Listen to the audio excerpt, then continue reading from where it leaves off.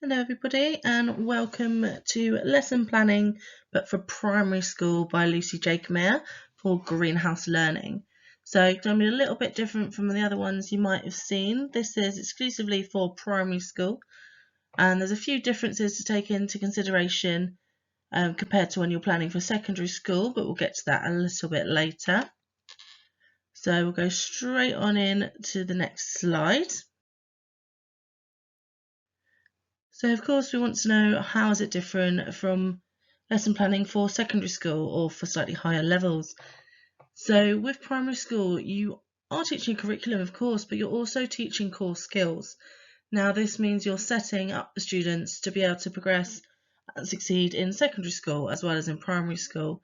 You're teaching those skills such as handwriting, such as reading comprehension, which are going to be incredibly important later on. This is also the core skills that can also get missed. So when they go further up their education and get to higher levels, it can be where those gaps start to appear if they haven't mastered these already in primary school. So it is really important that you focus on those core skills throughout the lesson, regardless of which subjects you are focusing on. Blends into, again, learning skills more than facts. Now, primary school is preparing them for future, really, preparing them for secondary school. So you want to make sure they have built all those skills up and are ready to go into secondary school confident and happy with their learning. You also might have a lot more subjects to focus on. Generally, the higher up you get, the more specific it gets in education. Whereas down at primary school, they're learning all of the core subjects and you might be asked to teach the multiple ones. Now, this is absolutely fine. It just means you have to be a bit more specific in your plan how much time you're going to spend on each subject. And remember, one isn't really more important than the other. They're all equally important to make sure you're developing those learning skills.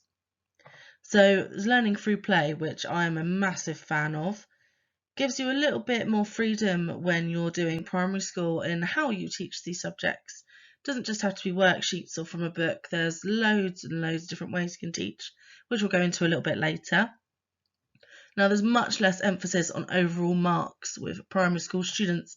Yes, we want them to get good marks because it shows they're doing well, makes them feel better about their education, but it doesn't necessarily matter if they're not top of their class.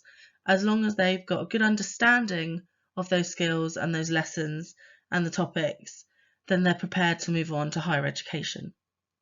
It's also a bit of a different kind of relationship when it's a primary school student. They do look at you as an authority figure.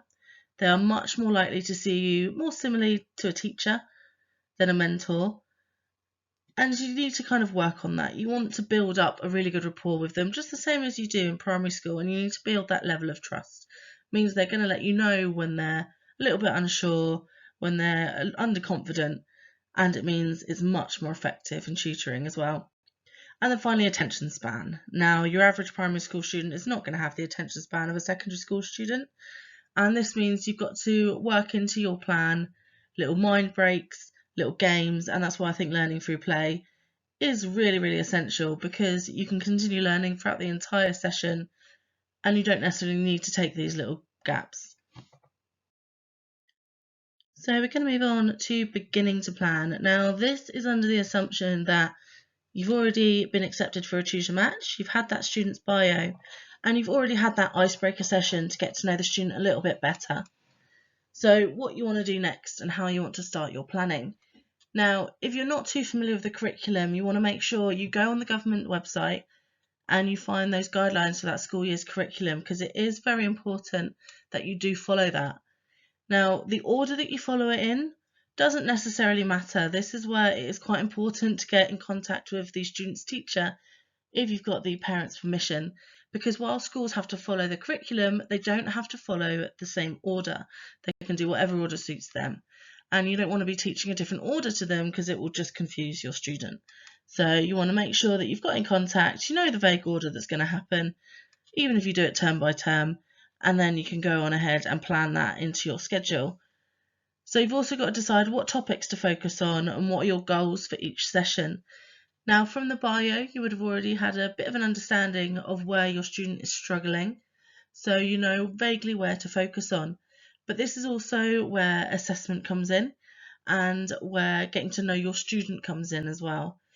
Now, lots of people assume that because they are primary school students, that they don't necessarily understand what's going on, or they don't want to take any responsibility, or they can't take responsibility. Now, that's not really true. I found it's really effective if you do give them ownership of their education. They feel like they've got a little bit of power, they're a little bit in charge of their education, they feel more confident towards it. And you want to kind of encourage that without letting it go too far. So ask them what they're struggling with. Now, sometimes they might either pick topics that they want to do rather than they need to do, and that's for you to use the assessments to figure out what they actually really need help with. Now, there are a few different types of assessments. We'll go into what the different types are a little bit later on. You get the diagnostic, which is very important for your planning stage, your formative and your summative. Now, also, you want to make sure your plan is adaptable. There is no sense coming up with this beautiful plan to last weeks and weeks, because primary school students aren't necessarily always going to listen to your plan or want to follow along with your plan. You need to make sure that if they don't want to do an exercise one day, you have a backup. You don't want to force them to do what your plan says just because you've planned it, because it will set up the wrong dynamic for the sessions entirely. Now remember, tutoring is meant to be bespoke teaching. They've come to tutoring because whatever about mainstream isn't working for them, they're not excelling with it. And that means you shouldn't follow necessarily the mainstream practice. Tutoring sessions should be based around your student more than anything else. And that's why I say it has to be adaptable. If something isn't working for them, just stop using it and make sure you've got something else lined up instead. So while I've said plans have to be adaptable, you do have to start somewhere, and this is an example of my very basic skeleton plan. So I'll start to do this right after the icebreaker session when I've got a few more ideas in my head. It starts off with a topic. Now this is where you will have to be a little bit more rigid with your planning, because you will have set topics you have to go through. There's no point carrying on with topics that your student is already pretty good at or doesn't struggle with. You want to move on to the topics that need extra help. I have broken this down into 6 weeks. This is purely what works for me, because that's for half a term, roughly. And I find it's easy to then chunk the term into 2, and it splits up the topics a little bit better as well. But that is completely up to you how you want to work it. Also depends on the number of lessons you're going to have, whether it's 1 a week or 2 a week. So while this works for me, it doesn't really matter how long you want to plan for. I just wouldn't plan the whole term, say, in one go, because you don't know what's going to happen. You don't necessarily know the entire curriculum for that term unless you've got a very, very prepared teacher. Now, your activities, this is where you can be very, very flexible and where you want to be very varied as well. So you can use a whole array of activities that you think would work. And the more varied, the better, really, especially in the first few weeks when you're finding out what's most effective with your student in particular. They're all going to learn in different ways. So you want to have a mixture of stuff that you've either used before, if you've got experience with primary school students, and you know it works well, or stuff that you found online and you'd like to give a go, really. And then as the weeks go along, you can narrow down which activities you use and adapt them to the different topics.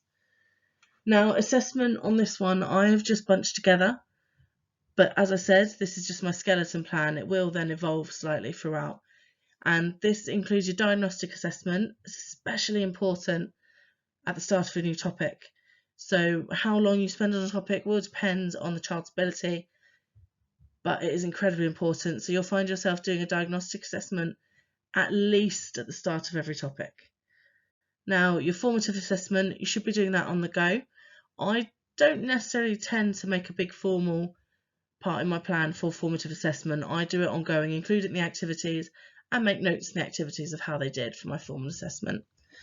Now, summative assessment, that is very, very important.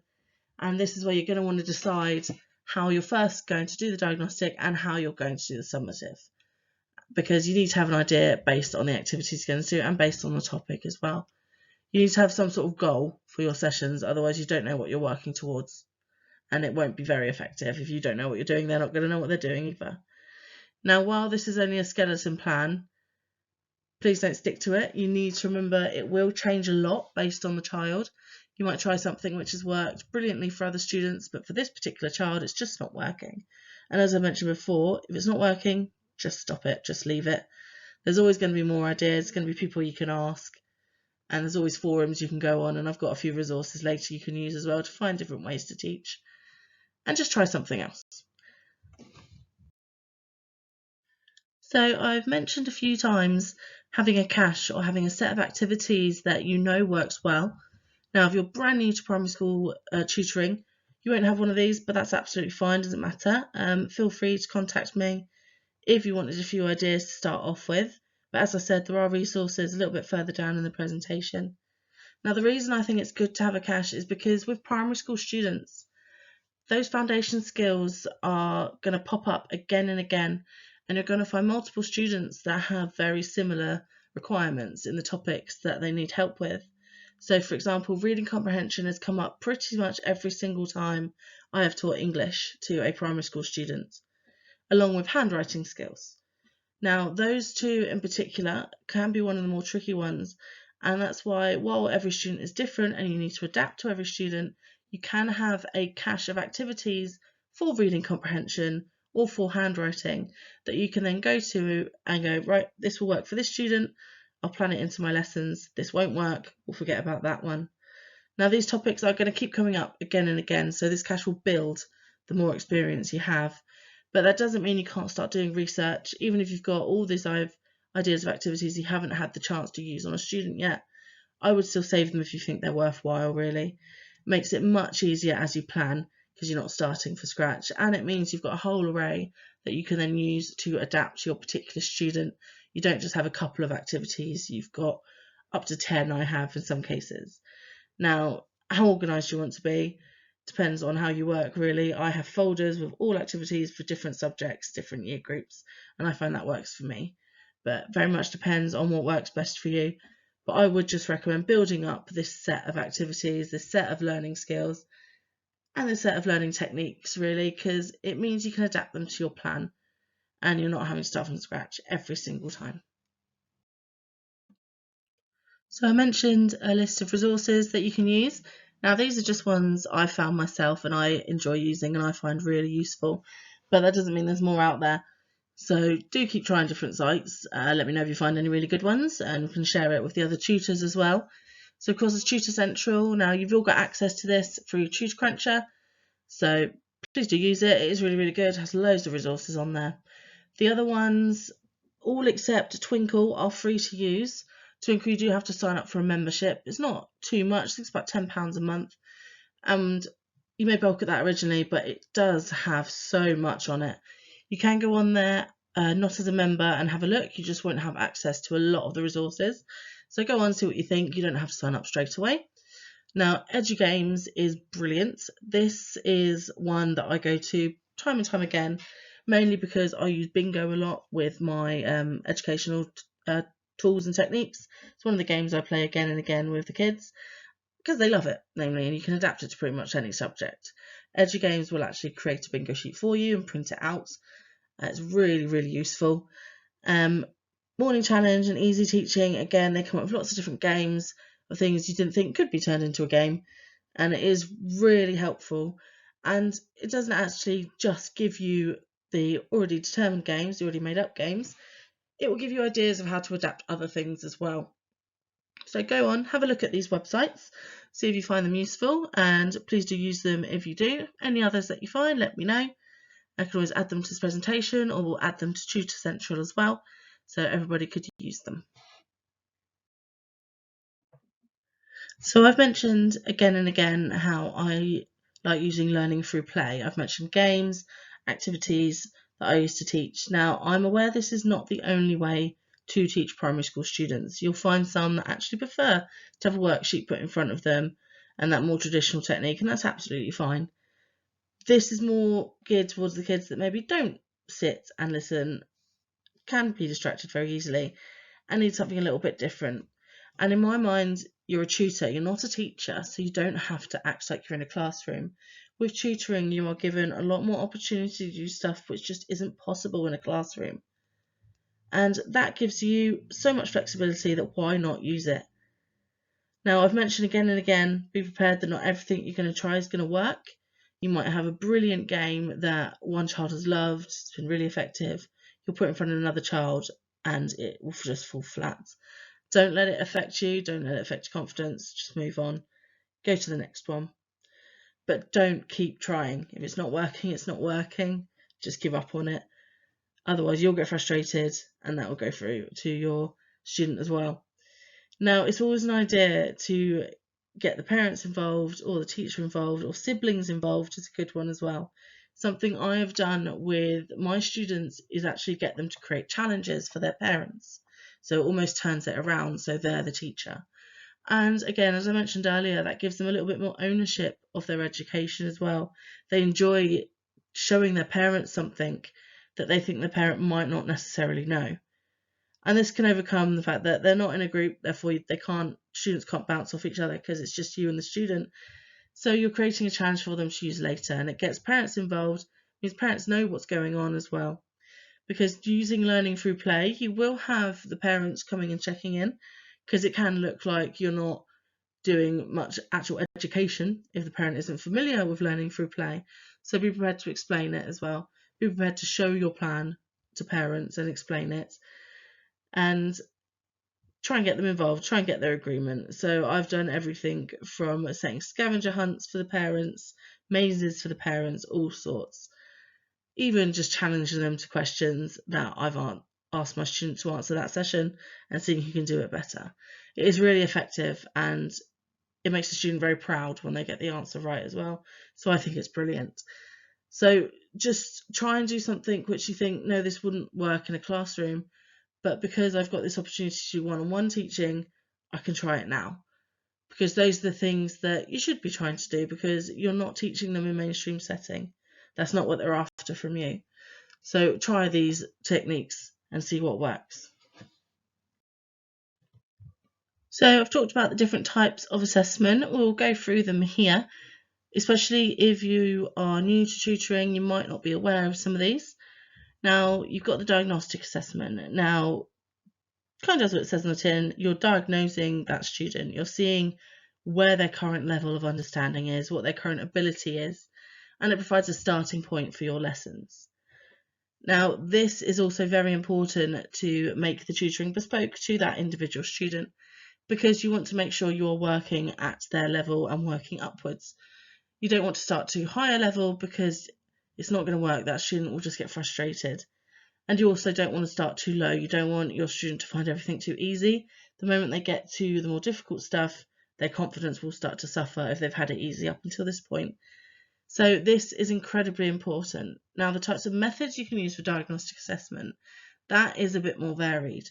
It might have to be a little bit more formal than learning through play, because you need to make sure you have a good understanding of it.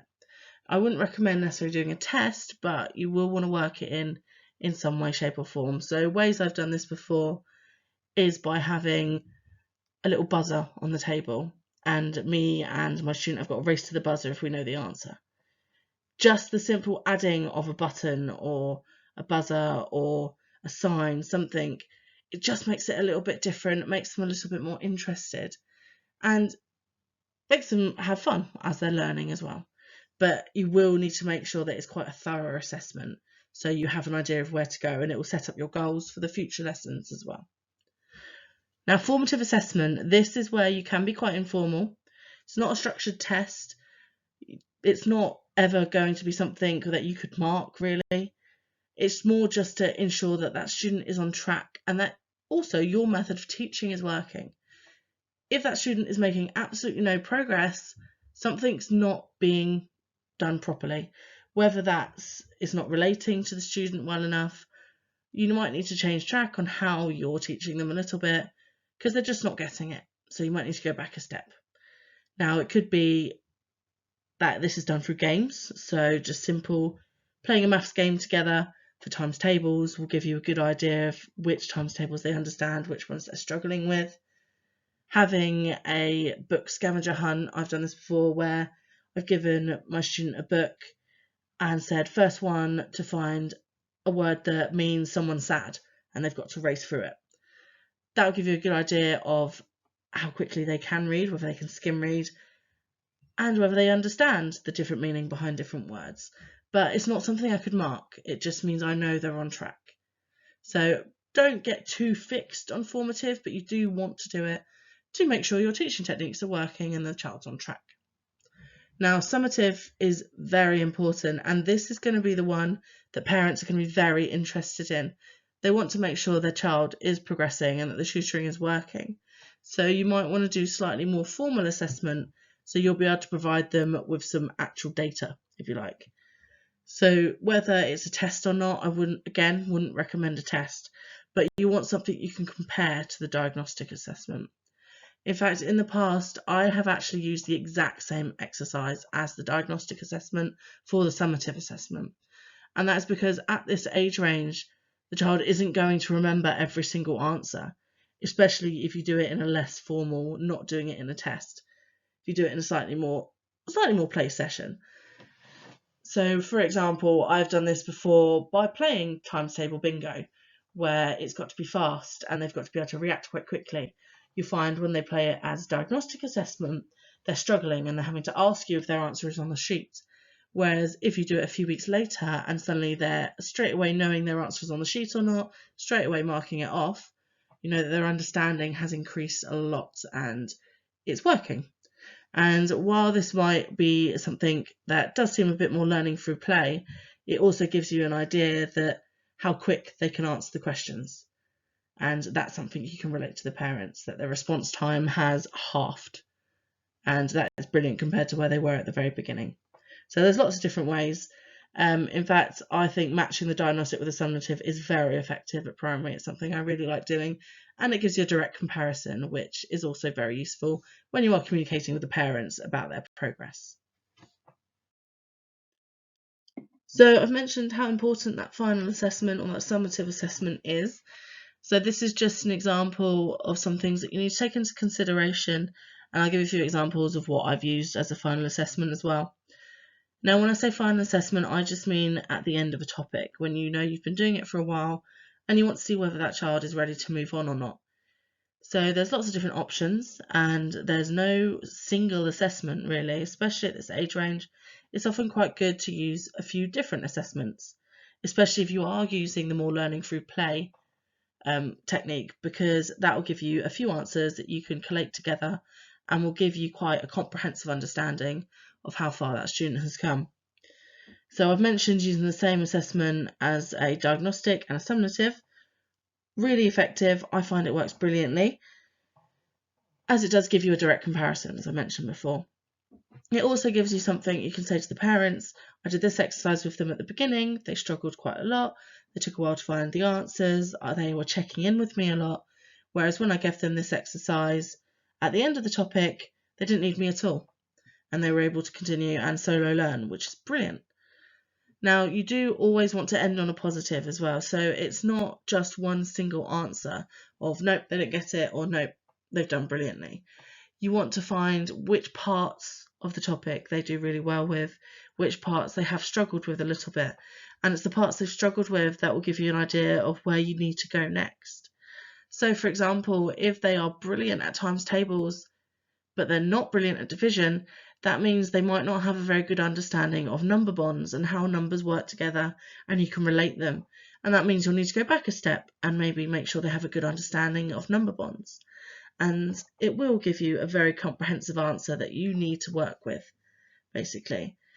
But this assessment isn't just about the child, it's also about you. It's assessing your teaching methods, what has worked for you and what hasn't, because you will have a mixture of things that work for you and don't. Regardless of how much experience you have, regardless of how many students you've had, you'll do something that just won't work, and that's fine. And believe me, at this age of primary school, they'll let you know that it's not working, or they'll let you know that they're bored, they don't want to do it, and you need to keep them engaged. So don't always pander to them, you need to make them do their work, but you want it to be fun. You want them to enjoy their tutoring sessions, you don't want them to dread it. So it gives you a very good idea that actually your teaching for this topic, while it was okay, it wasn't as effective as it could be, and it will give you an idea of which parts you could have done better and which techniques maybe weren't quite so positive as others, because you do want that student to feel positive by the end of it. You want them to look back at that tutoring and the parents and go, that was really worthwhile, that was really useful, because look how far I've come, but also look at my child's attitude towards learning. They have a brilliant attitude towards it now, whereas before they were struggling, they weren't so confident. So now, definite opposite end of the scale. And that is a really, really useful tool for assessment as well, is seeing how their behaviour towards it has changed. Whether they can come into the lesson straight away and sit down, or whether their parents still have to coax them to start the lesson, is a really good indication as well. So I mentioned in the previous slide confidence there. Now, confidence I find is incredibly important, but not just yours. Their confidence as your student is incredibly important. And it's almost like a sideline of teaching. And I think as important as it is that they understand the topic, it's just as important that they are confident in their ability to learn. They can be the smartest, cleverest child imaginable, but if they have no confidence about it and they're not confident to go in and start learning it, it doesn't matter how clever they are. So something you need to be considering alongside teaching is this child happy in their approach? Are they coming into the lessons engaged and excited or enthusiastic? Or are they dreading it, and are they getting frustrated, and are they getting sad? It's something that I have experienced in the past where a child is realising they're the only one out of their friends that are getting these extra lessons, and they're starting to think, well, why me? Why am I getting these extra lessons? No one else is. You need to make them aware that they're getting these extra lessons because maybe they learn differently from their little friends, or they need these extra lessons because they struggle with this, but they're brilliant at this, and everyone has their own strengths and their own weaknesses. So it's something you always want to be aware of. Sometimes, especially with tutoring, they might have had a bad experience at school, whether it's a teacher they didn't get on with, whether they were bullied, or whether the school just wasn't the right fit for them and they didn't feel supported, and the parents didn't feel supported. Whatever the reason might be, it's up to you to show them that learning can be fun, and that if they are effective with their learning and they understand it and move on, then they can go on to do what they want in the future. And it's something that I find you have to focus on. If you get to the point where your student is very underconfident, they're struggling, and they are getting quite upset, I would actually recommend stopping the teaching for now. Have a word with the parents, make sure they're happy. I have done this in the past and said, look, I'm going to stop actually following the curriculum for a while, and we're just going to build up those confidence levels again. And we can do that through games. We can do that by going back to topics that they do understand a little bit better and going over them, making sure they're confident and that they've got a good experience towards education.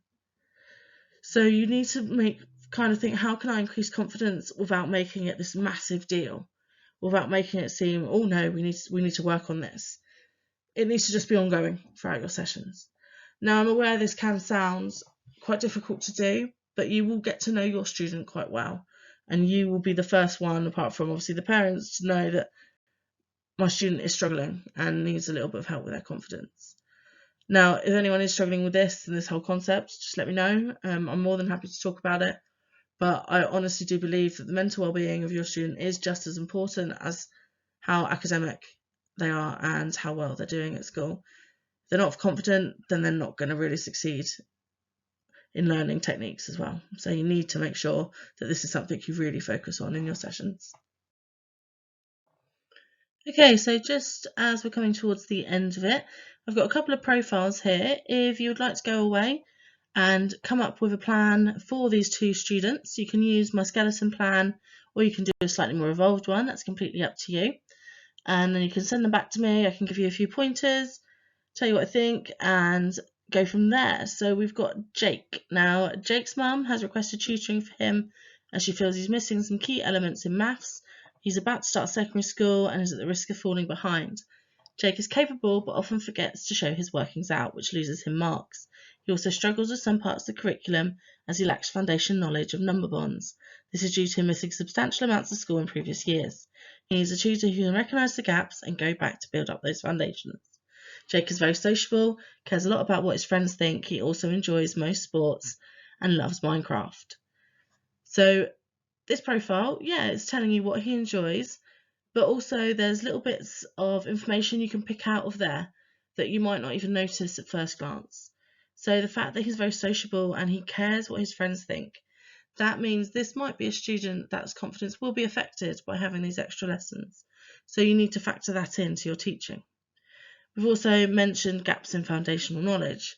Now, I mentioned this throughout the presentation that, especially after the pandemic, where a lot of kids did not get on with online learning, there will be a few little gaps, and those gaps don't show themselves until a bit further on in the future, where they need those foundation skills to be able to do the more hard work. So this is where you have to go back, and it might feel like you're doing work which is younger than their age range, but sometimes it's necessary. It doesn't matter. It's all about what that individual child needs. So we've also got Sophie. Now, Sophie is about to start year 5. She's struggling with maths at school. She's behind her classmates, keeps falling further behind as she can't quite grasp the topic before the class moves on. She particularly struggles with times tables and how to transfer her knowledge from one topic to another. Sophie struggles to concentrate for prolonged periods of time and requires frequent breaks. At school, she often has a TA helping her, but she gets upset when the TA has to help other children. She enjoys playing puzzle games and loves anything to do with animals. So slightly different, and this is clearly a learner, again, you can pick out these little details, that enjoys the one-on-one. She enjoys having that help from adults, which you can tell because she doesn't like when a TA has to leave and help another child. She wants that TA to stay with her. Now, that also shows a lack of confidence, a lack of ability to solo learn, and being able to solo learn is a teaching technique all in itself that you can work with your student of. We haven't mentioned it in this one because otherwise this presentation will go on forever. But again, any other questions, do feel free to contact me and ask me, and I'll do my best to help out. So while there's some similarities, these two students, I have made them up, but they are quite different profiles. So if you want to go away and try and make a lesson plan for each, the idea is, how are you going to make them different? How are you going to make these plans fit with these individual students? Because they shouldn't be exactly the same, because the students aren't exactly the same. And remember, that's the benefit of one-to-one teaching. They don't have to be the same. You're not having to make it inclusive like their teachers are with a class of 30. You can make it just fit them. So we have now reached the end of the presentation. So if you did have any questions, or if you would like me to assess those lesson plans, you've got my email, it's lucy@greenhouselearning.co.uk, and most of you have my number as well. So do just get hold of me, ask me any questions that you like. But I do hope you found it useful, and thank you very much.